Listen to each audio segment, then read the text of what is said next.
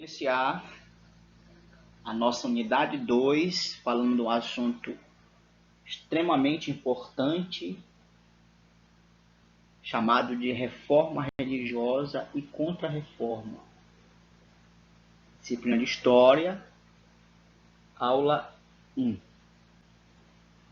É importante frisar que até o século XVI, na Europa Central e Ocidental, a Igreja Católica, especificamente, conseguiu manter a unidade religiosa. Porém, essa situação ela mudou com o que ficou conhecido como reforma religiosa ou reforma protestante, que aconteceu devido a vários fatores, como, por exemplo, a perda de prestígio da Igreja Católica, os movimentos de perseguição e punição por parte da Igreja, o aumento do poder dos reis, o que gerou conflitos de poderes, uma disputa de territórios.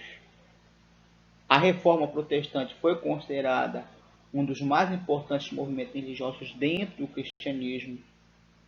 A principal consequência da reforma religiosa foi a ruptura da unidade cristã na Europa Ocidental e a criação, ao lado da Igreja Católica, de outras igrejas cristãs, como, por exemplo, a Igreja Luterana, a Igreja Calvinista e a Igreja Anglicana.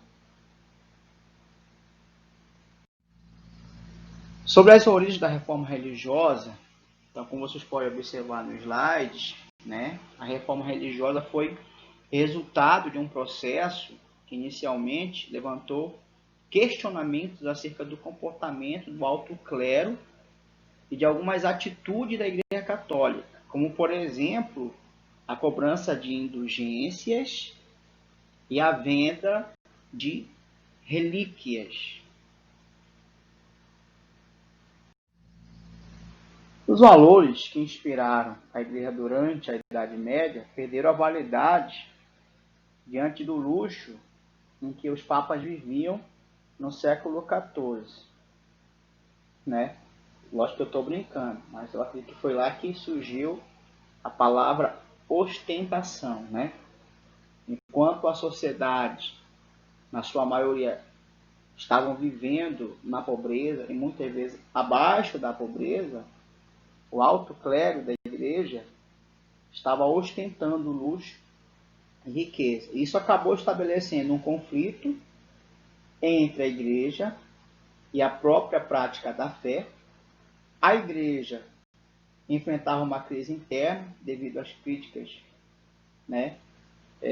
pelo luxo excessivo, além da prática do nepotismo, ou seja, cargos que eram destinados a parentes, para trabalhar dentro da administração da própria igreja, e a desigualdade social do alto clero em relação à membrazia, ou seja, em relação à sociedade católica, que não tinha nem sequer, muitas vezes, o mínimo para sobreviver. E aí, para ampliar seu poder econômico, a igreja vendia os cargos eclesiásticos. Então, lógico, só quem comprava os cargos era quem tinha condição, quem tinha dinheiro, os ricos, sem exigir que os interesses estivessem ligados aos princípios fundamentais do cristianismo, que entende-se que é o chamado da pessoa, a pessoa tem que ter um chamado para exercer um cargo eclesiástico, como um padre, como um monge, como papa. Os críticos da igreja acusavam que muitos bispos nunca haviam pisado em seus bispados, mas cobravam dízimo e impostos, além de receber as rendas das indulgências. Essas questões levaram o Vaticano a uma profunda perda de credibilidade. Além disso, os papas e seus funcionários que deviam servir como guias espirituais para seus seguidores, estavam mais preocupados com as questões políticas do que com cumprir os atributos de suas funções. Monitoravam e até autorizavam a escolha de príncipes e reis. Ou seja, o foco espiritual não era a prioridade deles, né, para o clero. É importante destacar. Em 1517, o Papa Leão X decidiu erguer a Basílica de São Pedro e cobrir as despesas, utilizando a venda de indulgências, né? Lembrando que essas indulgências eram artigos religiosos chamados de relíquias, né? Que a igreja vendia para os seus membros. Então, elas consistiam em mecanismo pelo qual o Papa dava ao crente, com um documento, graça e perdão de seus pecados. Em troca, o católico pagava em quantia em dinheiro, ou seja, comprando, né, financeiramente o perdão dos seus pecados. Ou seja, quem tinha dinheiro estava livre dos seus pecados. E quem não tinha? Essas práticas causaram descontentamento entre os cristãos, incluindo os humanistas e numerosos membros do clero. O movimento da reforma religiosa, também chamado de reforma protestante, foi iniciado por um homem chamado Martinho Lutero, que eu vou falar um pouquinho sobre ele mais lá para frente, 1483-1546. Era um monge agostiniano, ou seja, toda a base dele vem do padre Agostinho, que, influenciado pelas ideias de São Paulo e São Agostinho, Erasmo de Roterdã, questionava as ações da Igreja Católica.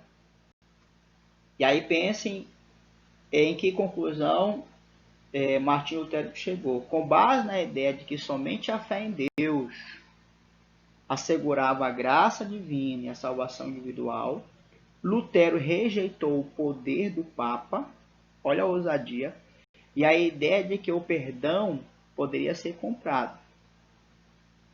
Então, para tornar público o seu pensamento, ele tornou-se um opositor da igreja. Ele fixou, olha só, não esqueçam, ele fixou em 1517, na porta da igreja de Wittenberg, na Alemanha, o que ficou conhecido como suas 95 teses contra a Igreja Católica. Algumas das regras que fundamentavam essas teses eram, olha só, a salvação aconteceria apenas devido à fé e não ao desempenho das obras ou pela compra de indulgências. Primeira, né? Cada pessoa podia interpretar a Bíblia livremente.